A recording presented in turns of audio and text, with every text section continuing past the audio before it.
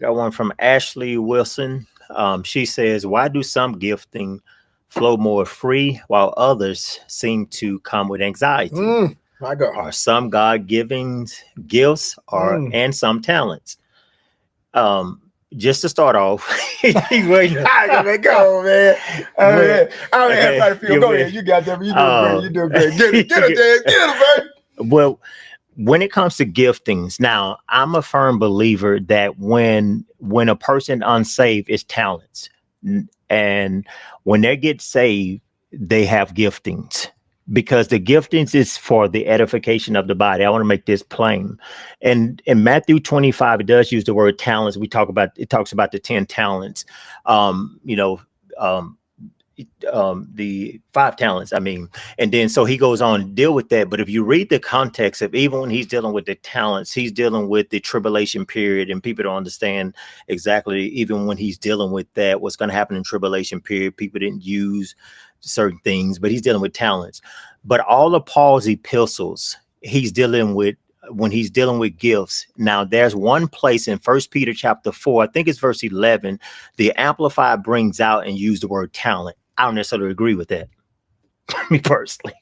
And so, but the reason why I'm bringing that point out, when a person gets saved, they have spiritual gifts. Let's just say, for instance, Ashley, and I'm answering the first part of the question. Let's just say, for instance, a person can have a talent to teach, and they get saved. When that individual gets saved, God will anoint this, in what I call anointing, Christos, so on and so forth. God will, it's not like that gifting or that talent necessarily change and they can't teach anymore. But now when they come over to the body of Christ, God, it becomes a gift, because when it deals with gifts, this is something that's not earned, and God gives this to everyone who gets saved. They have a spiritual gift. Some have even more than one spiritual gift.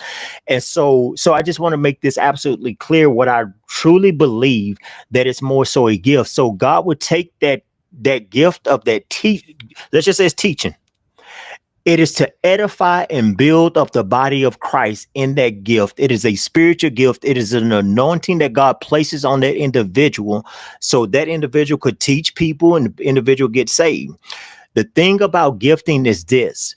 It's not like just say, for instance, I have a gift of teaching. When I first got saved, I didn't recognize, it was a gift of teaching, evangelist, whatever you want to call the gift. That gift has to be worked. You have to grow in that gift. And so you can still have the gift and still have anxiety. You just may need to grow in that gift. You can have the gift of prophecy and have anxiety about it.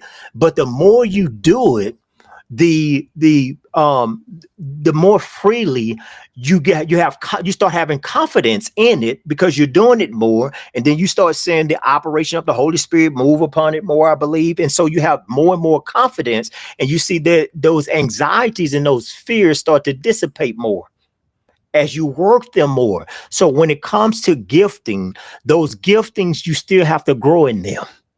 And so, like I said, I just believe it's more so a gift than calling a talent. Let me jump in on that, Des. I like that. I think this is where we get confused. I think you're punching at it hard, but I think this is where we get confused. There is a gift, which is sometimes referred to in some texts as supernatural talent. Yeah. But there is a gift and there's talent. Mm-hmm. Yes, now, sir. Watch me. You can have a talent to teach, but not a gift. Yeah. Good. So a lot of people, if someone would say, what's the difference? The difference is the degree in which the degree in which it can go, how deep it can reach, right? So one can have a talent to teach, but not a gift to teach, because that's only given by God. Yeah, amen. See, I think what we're missing it at is talents are what form our personality. Mm-hmm. When we start talking about talents and things like that, that's kind of making up the person, so to speak. Yes, sir. And so sometimes people have a talent and they call it a gift. Yeah. I would say sometimes people have a gift they call it a talent, but no, they really don't work that way. People just quick to call it a talent.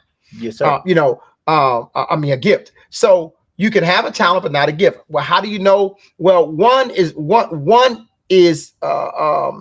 able to reach into almost mystery of God, and the other is not. The other is tied to textbooks, so to speak.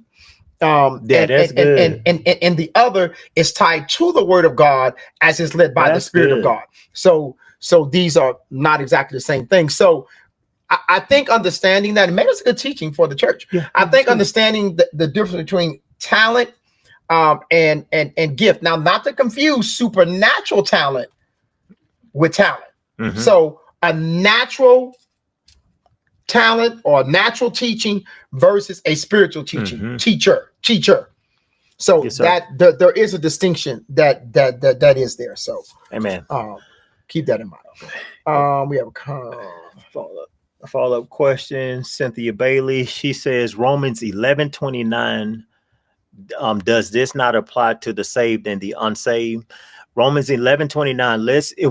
Let's go there real quick, because when we get in Romans 12 later on, Paul is dealing with individual giftings. 1 Corinthians 12, he's dealing with individual giftings. 1 Peter 4, what I quoted, he's dealing with the different giftings that he's prophecy, so on and so forth. But let's look at Romans 11:29. Look what Paul is saying. And we want to go up a few verses, because he's not dealing with I don't see the context of him dealing with individual giftings. He's dealing with Israel. And let's look at this really quick. Look at let's go to verse 25, and then we'll go to 29, because I want us to see what I think he's talking about in the giftings in this context. And because I've always said it's use the gift and callings. And now I will say I believe an application can be used. An application. Anyway, let me read this. It says, I do not want you to be ignorant of this mystery, brethren. This is verse 25, so that you may not be conceited. Israel has experienced a hardening in part until the full number of the Gentiles has come in. And so all Israel will be saved, as it is written. We're talking about Israel's salvation. The deliverer will come from Zion. He will turn godliness away from Jacob.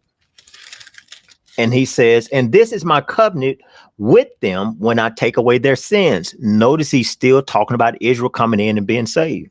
As far as the gospel is concerned, they are enemies on your account. But as far as election is concerned, they are loved on account of the patriarchs. Now, verse 29, for God's gifts and his call are irrevocable.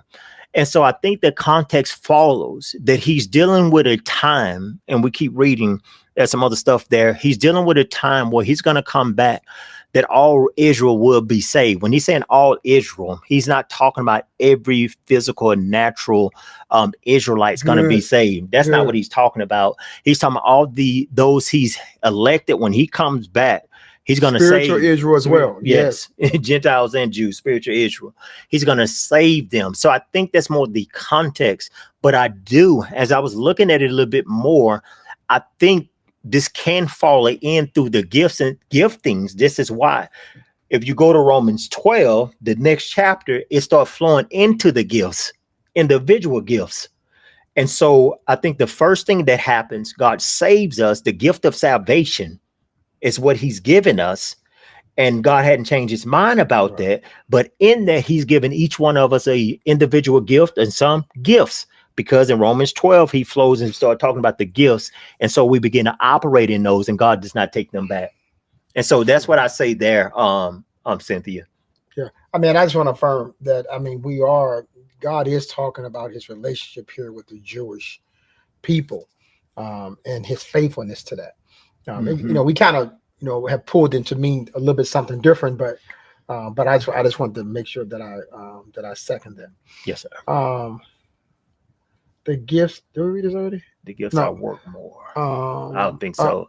Ashley Wilson says the gifts I work more. I'm definitely more confident in them, and they flow a bit easier. I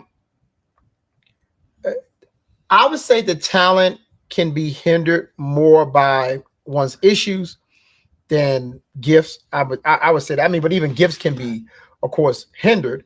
But because the Holy Spirit is the thing that is empowering your gifts. Your talent again is really one of the things that helps form your personality, and that's not enough time to necessarily talk about that. But Let me ask you um, something, Mr. Bailey, that you said that I wasn't, and it opened something up for me, just as far as with the talents and even the gift, because you and I like that the way you brought out a person can get saved, and they just say they have the talent to teach, and they get saved, and God can anoint what I would call anoint him. Now he's giving them a gift where they can teach, and how it's effective, because you can see even the word of God opening up more when they teach and things like that. That's kind of how I see it, as a special touch to even open up the word. But that individual can another individual can have that talent to teach, but not necessarily come in and that becomes the gift that God used, but have another gift instead of that. I like what you're That's saying right there. What triggered in my mind when you were saying that is that the talent does not necessarily work for God's glory.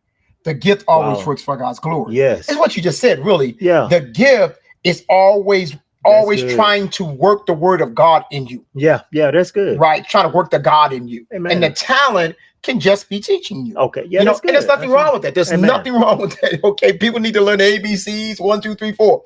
You know what I'm saying? But the gift is always working towards salvation or edifying you. Wow. Wow. That's Always. good. Yes, sir. I like Amen. that. Thank you.